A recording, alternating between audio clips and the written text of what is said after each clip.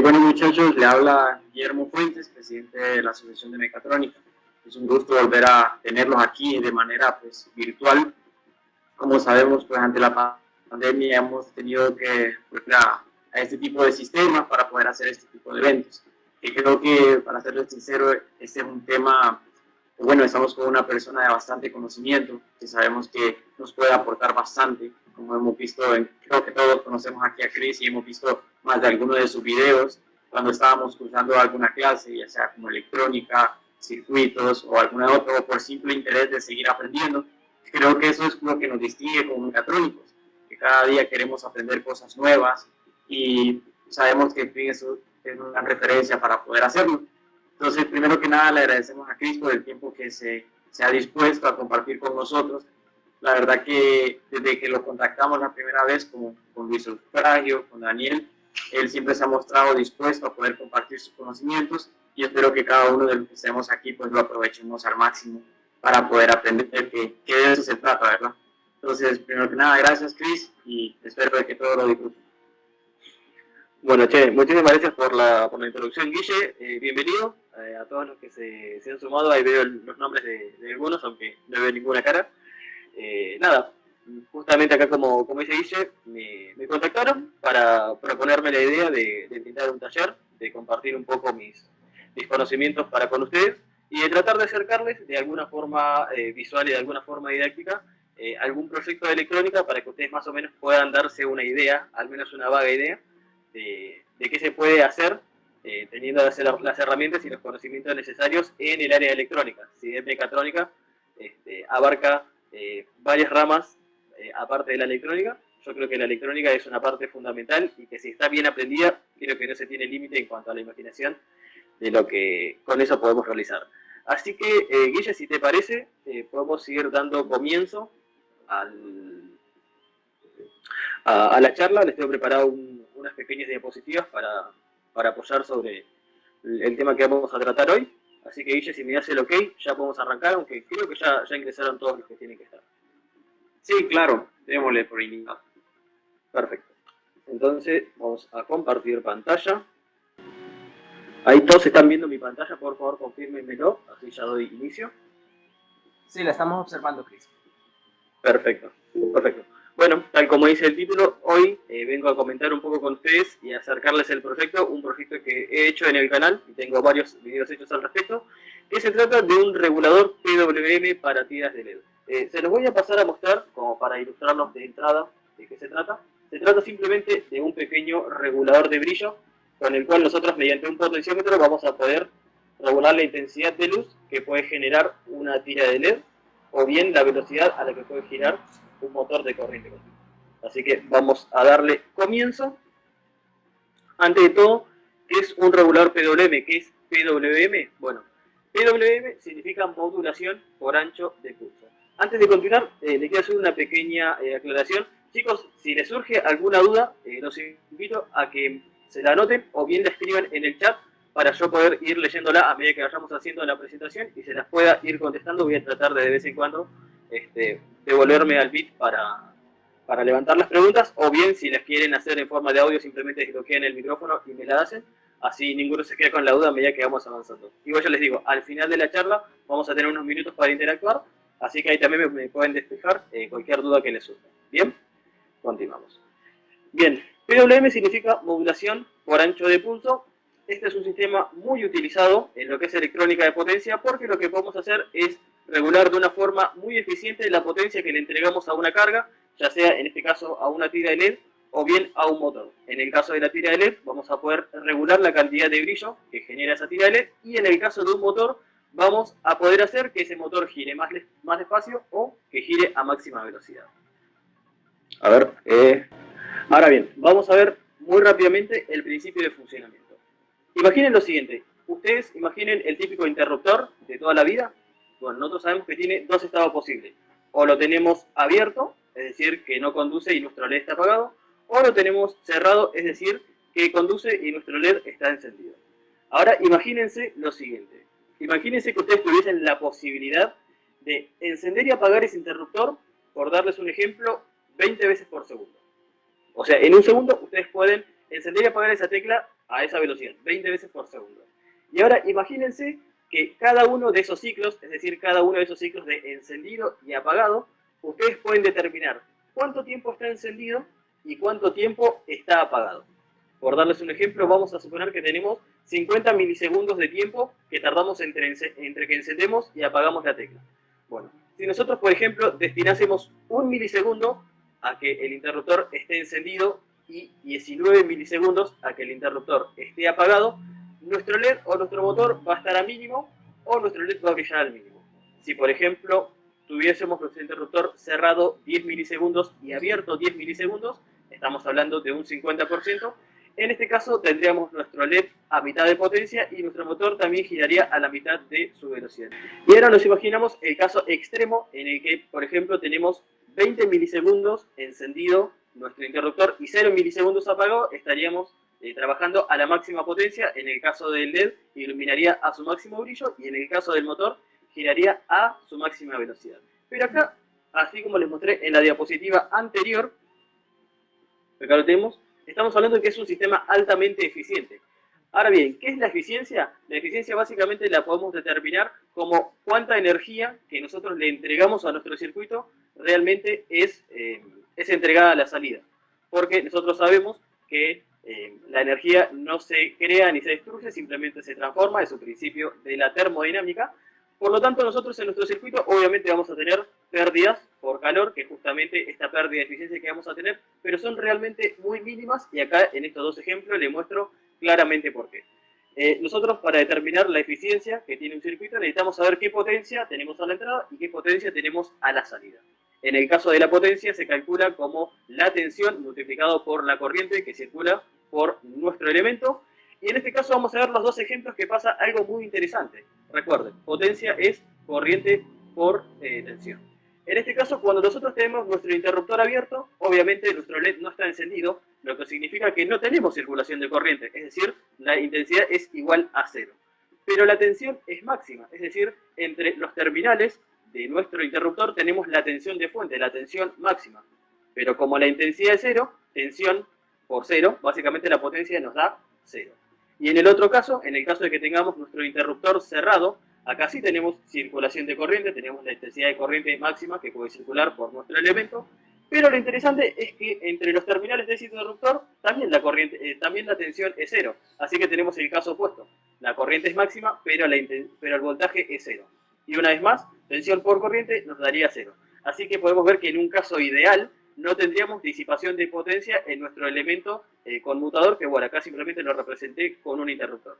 Obviamente esto en la vida real no es así, tenemos elementos semiconductores que se asemejan bastante en su funcionamiento a lo que es un interruptor, pero tienen una muy baja resistencia entre sus terminales, que bueno, si hacemos los cálculos de I cuadrado por R para determinar la potencia, podemos determinar más o menos cuánta potencia puede disipar, que obviamente es muchísimo menor a la que podría disipar en el caso de que se tratase un regulador del tipo lineal. Avanzamos. Y bien, para nuestro ejemplo vamos a estar utilizando el querido y conocido integrado NE555, que si alguno de ustedes realizó algún proyecto en electrónica, ya sea en protoboard o vio algún circuito en internet, habrá visto que es un circuito realmente muy utilizado, que es muy propio de la electrónica básica, de los primeros circuitos. De hecho, es uno de los primeros integrados que uno ve porque es realmente muy versátil y con un solo componente se pueden realizar una diversidad de funciones dependiendo de la configuración externa que tengan los componentes asociados. En este caso, acá tenemos la vista real, así como se ve el 555, que seguramente para más de uno va a ser familiar. Y acá tenemos el típico dibujo esquemático que podemos encontrar en los circuitos que busquemos en la web o bien diseñamos nosotros mismos. Acá tengo la vista del componente visto desde arriba y el número de cada uno de los pines. Ahora bien, ¿qué es todo este bloque que tengo acá? Bueno, es básicamente el diagrama interno que tiene nuestro 555, porque obviamente, si ven, como al ser un circuito integrado, internamente justamente tiene una conjunción de componentes que es necesaria para su operación. ¿Y por qué les estoy mostrando el diagrama interno del 555? Bueno, porque hoy les voy a mostrar paso por paso cómo funciona la modulación de ancho de pulso aplicado a este integrado, y vamos a ver parte por parte cómo circula la corriente y cómo son las formas de onda en este circuito y en este integrado. Para aquellos que quizás no estén demasiado familiarizados con lo que es la electrónica, con lo que son los dibujos que tienen acá representados, no se preocupen, se los voy a explicar muy por encima porque es realmente bastante intuitivo y bastante fácil de entender.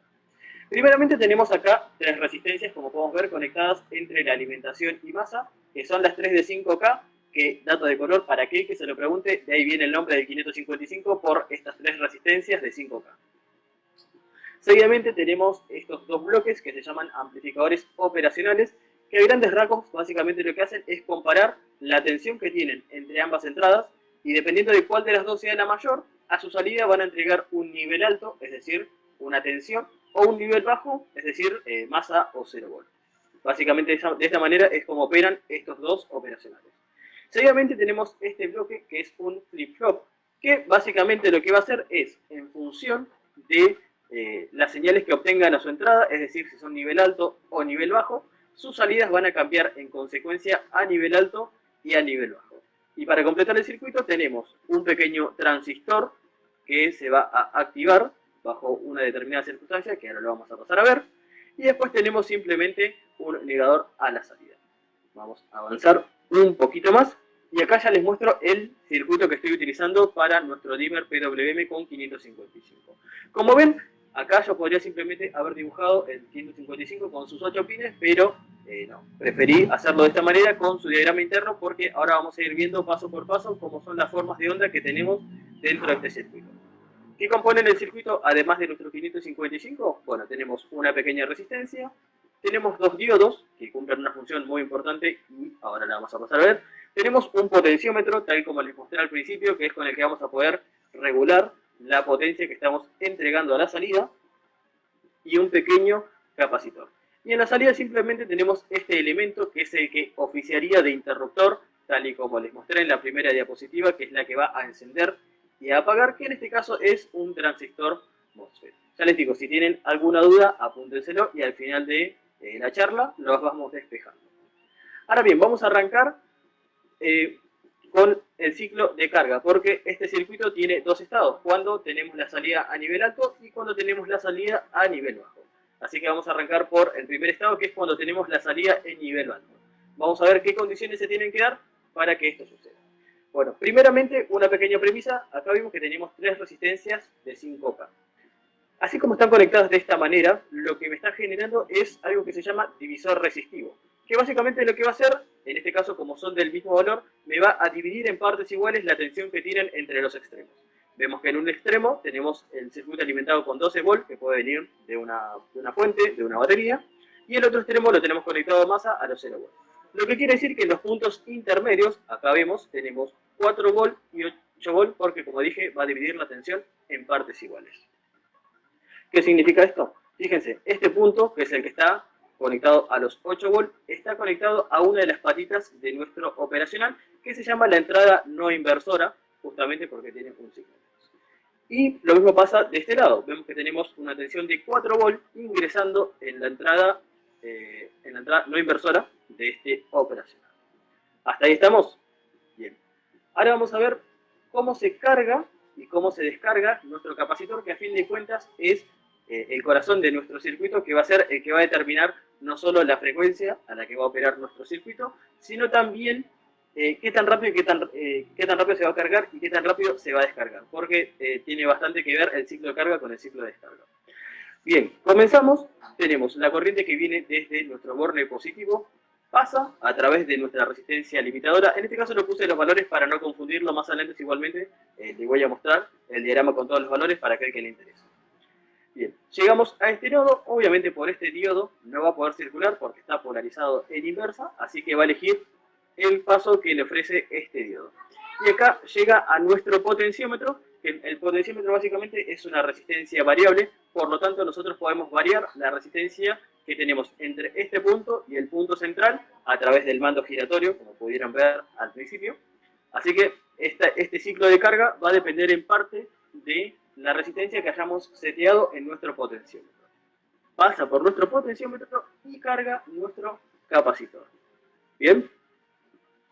El capacitor inicialmente está en 0 volt y a medida que comienza a circular corriente, el capacitor comienza a cargarse con la tensión de fuente, pero obviamente no lo hace de manera instantánea porque al tener una resistencia limitada en el medio, tarda un tiempo en alcanzar la tensión máxima, que es lo que tenemos representados acá. Es decir, no es una carga lineal, sino que tiene esta forma. Ahora bien, ¿hasta qué punto se va a cargar nuestro capacitor? Bien, eso lo podemos determinar en este bloque del circuito. Veamos lo siguiente. Arrancamos teniendo 0 volt. ¿Perfecto? Lo que quiere decir que tanto en este terminal del operacional como en este terminal del operacional tengo 0 volt cuando arrancamos con el circuito. ¿Verdad? Bien.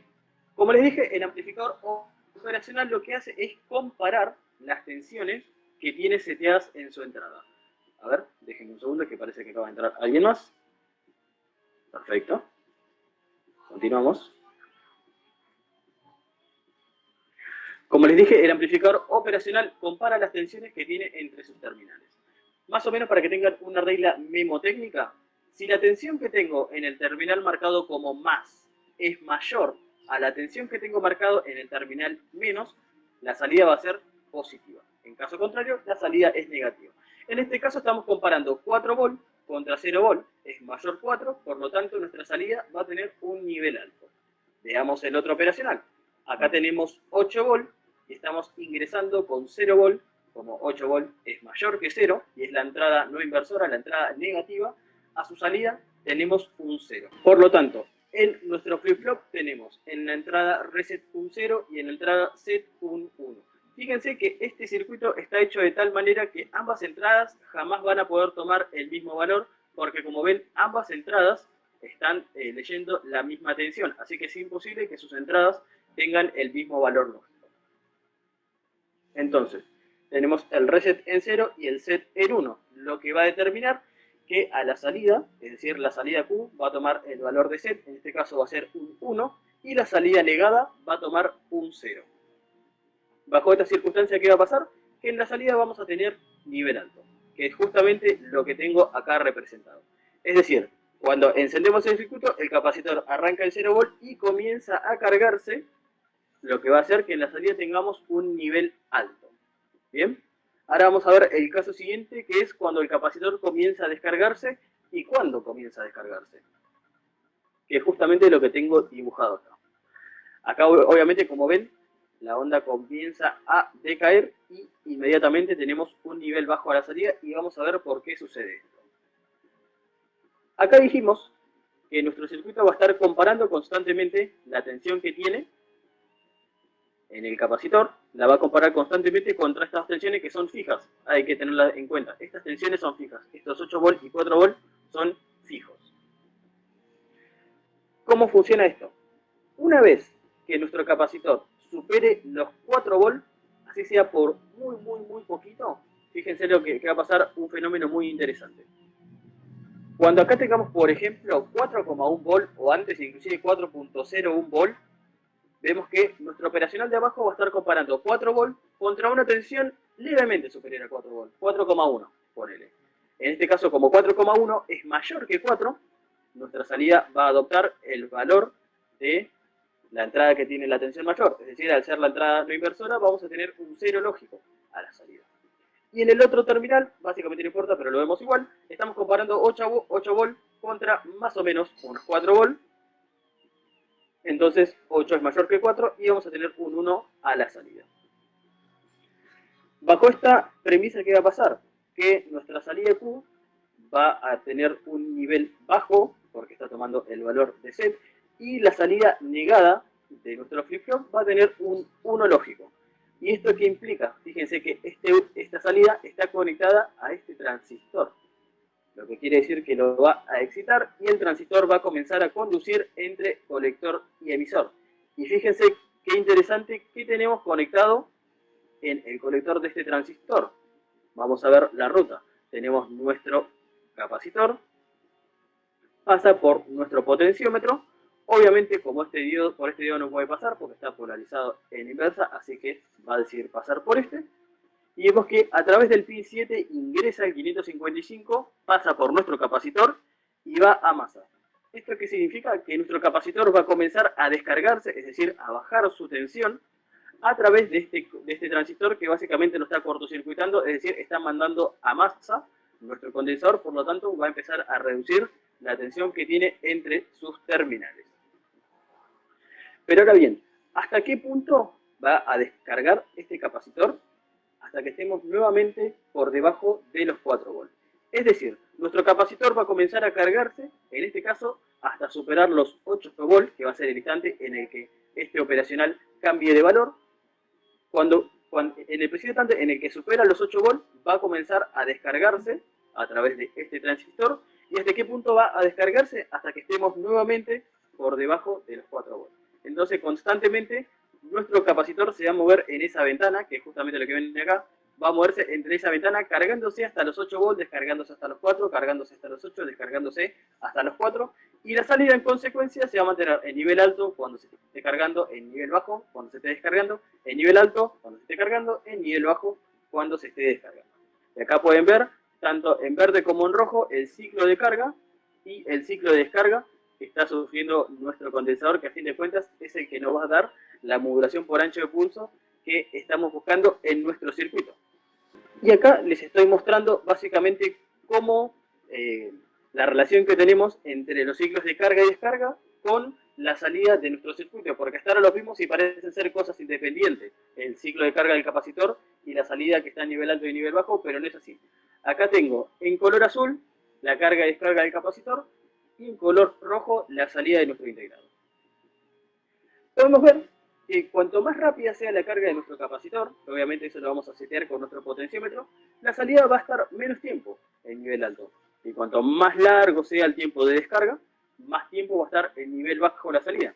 Acá en este caso sería el caso en el que tuviésemos el potenciómetro al mínimo, es decir, nuestro capacitor se cargaría rapidísimo y tardaría mucho en descargarse. Acá tengo un segundo ejemplo donde más o menos tenemos a mitad de potencia nuestro potenciómetro, por lo tanto más o menos los tiempos de carga y descarga corresponden, así que tenemos una salida de más o menos el 50% de trabajo, ¿verdad? Y tenemos un tercer ejemplo donde la salida toma básicamente el nivel máximo posible, donde el capacitor tarda muchísimo tiempo en cargarse, en alcanzar esa tensión de umbral que son más o menos 8 volts para el caso de 12 volts, y se descarga muy rápido. Entonces tarda mucho en cargarse, se descarga muy rápido, tarda mucho en cargarse, se descarga muy rápido, y la salida en consecuencia va a estar mucho tiempo en nivel alto y poco tiempo en nivel bajo. Entonces de esta manera que conseguimos que nuestro LED brille a pleno, porque básicamente le estamos entregando la tensión máxima prácticamente todo el tiempo. En este caso brillará más o menos a mitad de brillo, y en este caso debería brillar a mínimo, o si el pulso es muy leve, quizás ni siquiera brillaría. Y ya acá les muestro el circuito completo con los valores de componentes para aquel que le interese. Tenemos una resistencia de 1K, 2 diodos, en este caso modelo 1N4148. El potenciómetro, es decir, la perilla con la que podemos variar el brillo, es de 100K, y el capacitorcito que estamos utilizando es de 100 nanofaradios. Por último, para completar, el transistor que tenemos a la salida es un IRFZ44N. Y acá estos dos terminales que marqué como LED más y LED menos sería donde conectaremos nuestro LED. Yo en este caso estoy utilizando una tira de LED, pero tranquilamente podría ser un LED de potencia o un arreglo de LEDs en serie con una resistencia limitadora, que bueno, básicamente es lo mismo que la tira de LED que tenemos acá implementada. Así que voy a dejar de compartir pantalla un segundo. Y ahora les voy a pedir a todos los que están presentes que me pongan a mí en la pantalla de sus dispositivos, ya sea en su tablet o su celular, para que puedan ver lo que ahora les voy a mostrar en pantalla, porque es un complemento creo que bastante interesante. Así que les doy un minutito en lo que yo termino de preparar esto, porque ahora les voy a pasar a mostrar efectivamente toda esa teoría que les acabo de mostrar, se los voy a mostrar ahora en la práctica. De paso a preguntarles si alguno tiene alguna duda, me la puede comentar ahora y se la respondo, lo vamos charlando. Y si no, continuamos nomás con la charla, con el taller. Bien, asumo que todos me tienen maximizado porque realmente no tengo manera de compartir pantalla y aparecer yo en su dispositivo, así que les pido que lo hagan de forma manual. Bueno, en primera instancia, ya vieron que esto funciona. Brillo máximo, brillo mínimo, no hay demasiada ciencia. Con el potenciómetro podemos regular el brillo que tenemos. No hay demasiada ciencia, es una simple tirita de LED, no hay mucho que ver. Lo que voy a hacer ahora es conectar un instrumento de medición. ¿Cómo aumentamos los ciclos de carga? Ahora te respondo. Yo lo que voy a estar utilizando es esto, que es básicamente un osciloscopio gráfico, que es un multímetro, pero digamos que es un osciloscopio portátil, para mostrarle las formas de onda que vimos, tanto la carga del capacitor como la salida, cómo va cambiando a medida que vamos accionando nuestro potenciómetro. Tenemos un segundo que lo termino de conectar.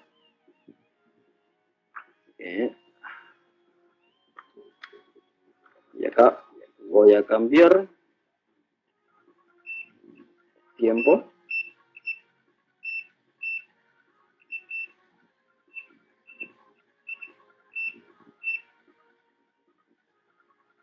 Bueno, ahí más o menos.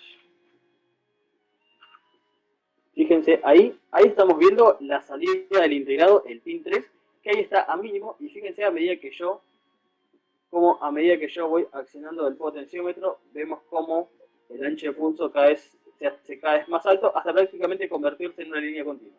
Yo acá lo que estoy haciendo es moviendo el potenciómetro y estamos viendo directamente la salida del pin 3 del integrado. Como pueden ver cómo a medida que yo voy variando, ahí pueden ver al brillo máximo, prácticamente tengo una señal continua, y a medida que voy bajando el brillo, vemos cómo se va recortando la forma de onda, los ciclos, los pulsos son cada vez de menor duración.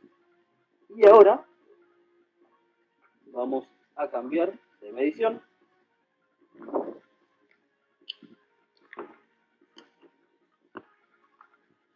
Y ahí lo que les estoy mostrando es directamente la carga y descarga del capacitor. Como pueden ver, ahí lo tengo a mínimo, tal y como les mostré en el gráfico. Vemos que tarda mucho tiempo en cargarse y se descarga prácticamente instantáneamente. Y vemos cómo a medida que yo voy subiendo el brillo, vemos cómo la onda se revierte. Vemos que cada vez se convierte más plana hacia la izquierda. Ahí, por ejemplo, lo tengo máximo y ven que se carga instantáneamente, pero cae muy lentamente. Básicamente, como pueden ver ahí, este es el capacitor, y vemos cómo la forma de onda se va revirtiendo. Ahí, por ejemplo, lo que están viendo es el brillo a pleno. Se carga instantáneamente y tarda mucho tiempo en descargarse. Y ahí es a mínimo, donde tarda mucho en cargarse y se descarga instantáneamente. Lo tengo directamente pinchado en el pin 2 del 555. Esta medición. Ahí Daniel pregunta, ¿el potenciómetro entonces es básicamente una resistencia con la que se controla el pulso? Exactamente. Porque en realidad lo que estamos haciendo por detrás es simplemente variar el tiempo en el que cargamos y descargamos el capacitor. El complemento que tiene para que sea PWM son esos dos diodos que van a proporcionar caminos alternativos por los cuales se va a cargar y descargar nuestro circuito. Pero fuera de eso, realmente no deja de ser un circuito RCD donde nosotros determinamos el tiempo que tarda en cargarse y el tiempo que tarda en descargarse el capacitor. Acá les mostré un ejemplo simple, es decir, un solo regulador, un solo dimmer. Este circuito se conoce como dimmer, para controlar una tira de LED, pero solamente podremos controlar una tira de un solo color. Realmente no es algo muy divertido. Así que les voy a mostrar brevemente otra versión que he hecho de este mismo circuito. Ahí están viendo mi pantalla. Y ahí les vuelvo a mostrar la presentación. Y es este circuito. Acá lo que están viendo, disculpen las fotos de mala calidad, pero es un circuito que ya hice hace algún tiempo. Es el mismo circuito que yo les mostré, pero he hecho 3 veces. ¿Y esto para qué puede servir? Bueno, es para lo que están viendo ahí en pantalla. Se trata de un dimmer PWM, pero RGB. ¿Qué significa RGB? Que está pensado para ser utilizado con tiras de este tipo, con tiras RGB, que básicamente tienen 4 contactos, tienen el positivo común y tienen un negativo que corresponde a cada uno de los 3 colores que incluye, tanto rojo como verde como azul. Y nosotros con esos 3 potenciómetros, variando la proporción de los anchos de pulso que le entregamos a cada uno de los colores, podemos formar prácticamente toda la gama de colores. Acá podemos ver, con los 13 máximo tengo blanco, acá simplemente tengo azul, tengo rojo, tengo verde, y acá tengo como un violeta formado con la mezcla de rojo y azul. Acá simplemente lo tengo armado en una placa experimental, en una placa de protoboard, pero también realicé un diseño de circuito impreso.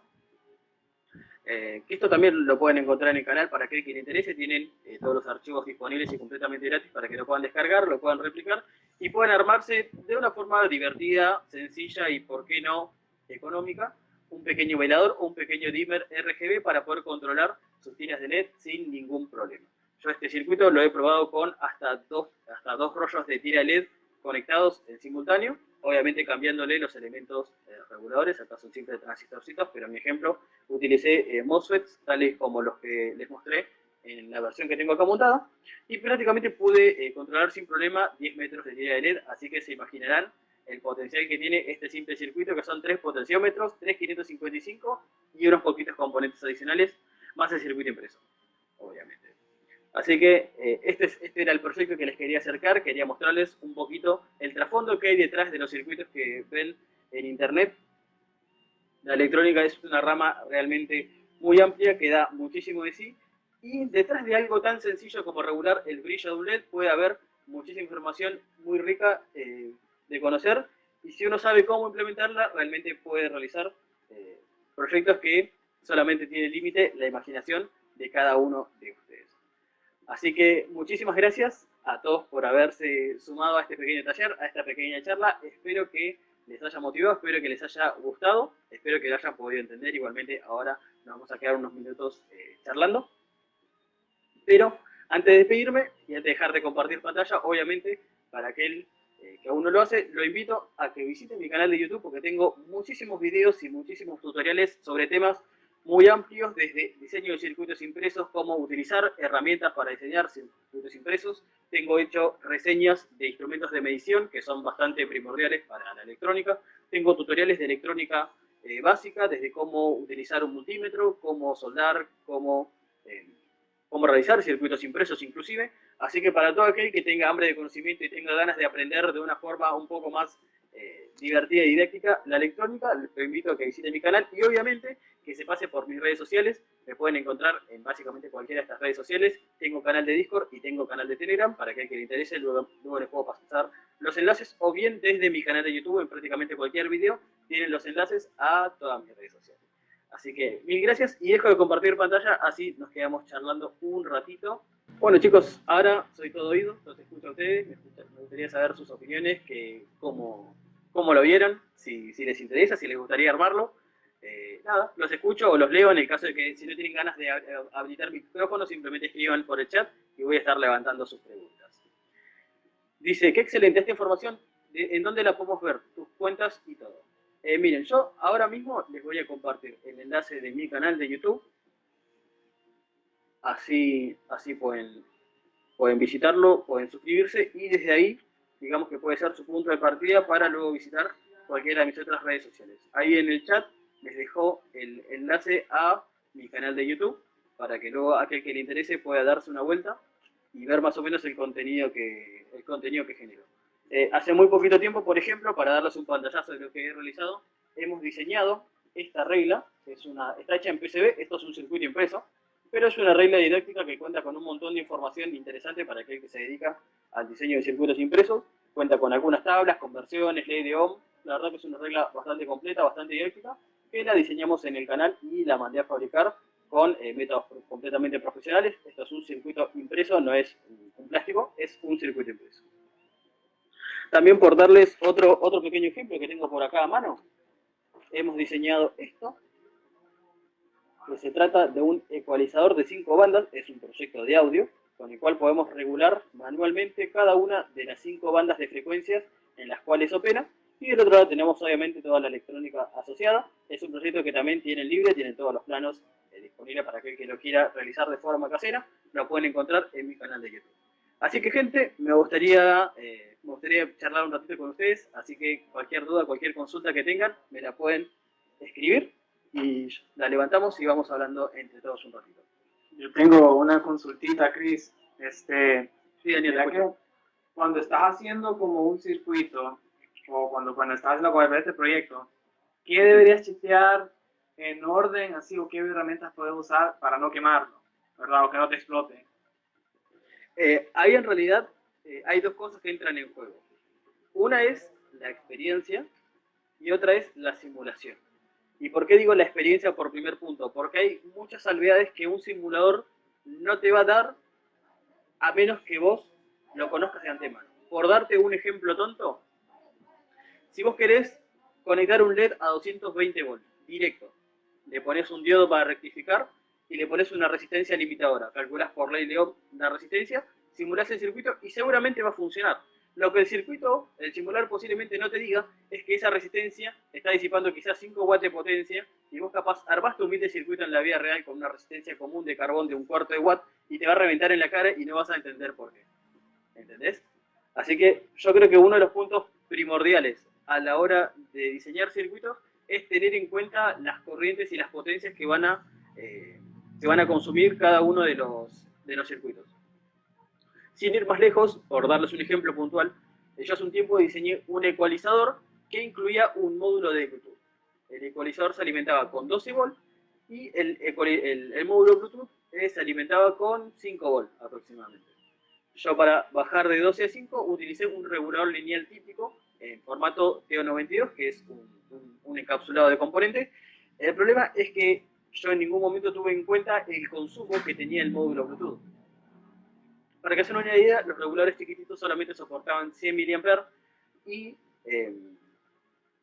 mi módulo Bluetooth, después lo medí obviamente, consumía aproximadamente 150. Por lo tanto, mi regulador explotó, literalmente explotó del circuito impreso y yo no entendía por qué, porque yo medía las tensiones y las tensiones estaban bien. Lo que no tuve en cuenta es la corriente que estaba circulando y por tanto la potencia que tenía que disipar ese regulador. Fue un pequeño error de diseño que obviamente en versiones posteriores lo solucioné, pero digamos que a veces es mucha prueba y error. A veces es mucha prueba y error y a veces sí se pueden ensayar cosas de antemano para ahorrarse un incidente o simplemente quemar componentes de forma gratuita. Es eso. Mucho más no puedo contar. ¿Alguna otra consulta, chicos? Tenemos unos minutos todavía. No sé si me escuchabas, Chris. Sí, te escucho, Juan. Bueno, tenía una duda con respecto a lo que explicaste antes del regulador de potencia, el EN555. Habías explicado que se podía utilizar como para agarrar un ancho de banda RGB, ¿no? Y solo te estaría con una luz, o sea, un color de luz. Exacto, porque vos ahí lo que estás haciendo es enviarle un pulso diferente a cada color. A cada color, exacto. Entonces mi duda era si puedes usar el mismo capacitor para, como por ejemplo, cambiar la luz, no sé, de verde a rojo, o tendrías que usar otro diferente para... ¿Cambiar en qué sentido? ¿Cambiar de forma automática, decís? Ajá. No, este circuito, digamos que lo único que va a hacer es mantenerte un color de luz. Si vos querés algún tipo de fundido, algún tipo de graduación, ya te tenés que ir a otra solución como un secuenciador o directamente un microcontrolador, porque hacer fundidos en PWM no es muy simple con electrónica discreta. Se puede, pero digamos que con un microcontrolador tendrías resultados muchísimo más... Sería más fácil. Más exactos. Sí, 1000 veces. Ya. Sí. Levantamos un par de preguntas más, chicos, y vamos dando por concluido. No sé a los organizadores que le ha parecido la charla, me gustaría también escucharlos o verlos. Sí, justamente, como no sé si me escuchás. Sí, te escucho, Dani. Ok, bueno, me presento, buenas tardes, soy el que se está postulando para presidente de la familia de Mecatrónica, los saludo. Aquí junto con Chris, pues, organizamos este taller, porque sabemos de que, pues, por el momento no hemos tenido muchos talleres debido a la pandemia, y yo sé que mucha gente que viene entrando, que lleva un poco de tiempo en la carrera, pues, se interesa por ese tipo de cosas. Entonces, solo para que sepan que eso es lo que queremos seguir haciendo con la planilla de 2021 y que se lo tengan claro. Y también agradecer a Chris por su tiempo y por, pues, utilizar lo que él sabe para podernos presentar lo que nos presentó hoy. Fue muy excelente y te agradecemos de antemano y gracias a todos también por asistir y prestar atención. Un saludo y bueno. Excelente. Bueno, chicos, si alguno tiene alguna pregunta más, este es el momento. Voy a aprovechar estos últimos minutos para dejarles linkeados ahí en el chat algunas de mis redes sociales, sobre todo las que más utilizo o las que más seguramente me pueden encontrar. Ahí les dejo el enlace de Instagram y ahora les voy a dejar también el de Facebook. Chicos, ¿alguno quiere dejarme alguna pregunta o quiere consultar algo puntual? Lo invito, siéntase completamente libre. Ahí va. Un link y 2 links. Si alguno tiene algún proyecto que quiera sacar adelante y tenga alguna duda, no se estanque, me puede consultar, me puede contactar, no hay ningún problema. A veces estoy bastante atareado y tardo en responder, pero dentro de lo posible, la verdad, me sentí muy cómodo, les agradezco un montón por haber participado, por haber presenciado la charla. Ah, un enlace más que les puedo compartir. Es justamente, digamos que tengo como la versión escrita de todo este choclo de explicación que les he dado. Digamos que tengo el artículo en forma escrita, así que también los invito a que lo vayan a ver, lo pueden chequear, lo pueden revisar de forma mucho más detallada y mucho más tranquila, porque capaz que yo fui un poco a las apuradas acá en el taller. Pero ahí tienen el artículo escrito donde pueden ver detalladamente cómo funciona el circuito, paso por paso, tal como se los he explicado acá en la charla. Así que bueno, gente, mil gracias por haberse sumado. Muchísimas gracias, Dani. Muchísimas gracias. Disculpame, Guillermo. Eso. Muchísimas gracias, Guillermo, también por brindarme el espacio, por invitarme a conversar acá con sus alumnos y poder acercarles un poquitito de esto que yo hago, que se trata de divulgación en redes sociales, en este caso en YouTube, de lo que es electrónica. Nada, los invito a que metan mano, los invito a que vean qué onda. Realmente la electrónica no es difícil si tenés a alguien que te lo explique bien. Y bueno, creo, o por lo menos les propongo en mi canal, un canal o un medio de comunicación mediante el cual ustedes no solo pueden ver tutoriales y ver videos, sino también pueden tener una línea de comunicación directa conmigo para poder despejar sus dudas y entre todos poder aprender de esta hermosa materia que es la electrónica. Así que, Dani, muchísimas gracias por esta invitación, por este espacio. No descartamos que sea el último o el único encuentro que tengamos. A futuro quizás volvamos con alguna otra temática interesante. Esperemos que se dé. Y yo creo que podríamos dar por concluido el taller, así tampoco les robo más tiempo a ustedes, que ya estamos bastante sobre la hora. Así que, Dani, muchísimas gracias por este espacio. Y a ustedes también, chicos, por haberse sumado a este taller. Y espero que se hayan podido llevar al menos una pizca de toda la emoción y toda la pasión que me genera transmitir conocimientos de esta hermosa materia que es la electrónica. Así que sin nada más que decir, gente, yo me despido. Muchísimas gracias a todos por haberse sumado a este taller. Nos vemos, Chris, excelente, nos vemos todos. Saludos, gente, que sigan bien y que tengan buenas tardes. Hasta luego, Chris. Hasta luego, chicos.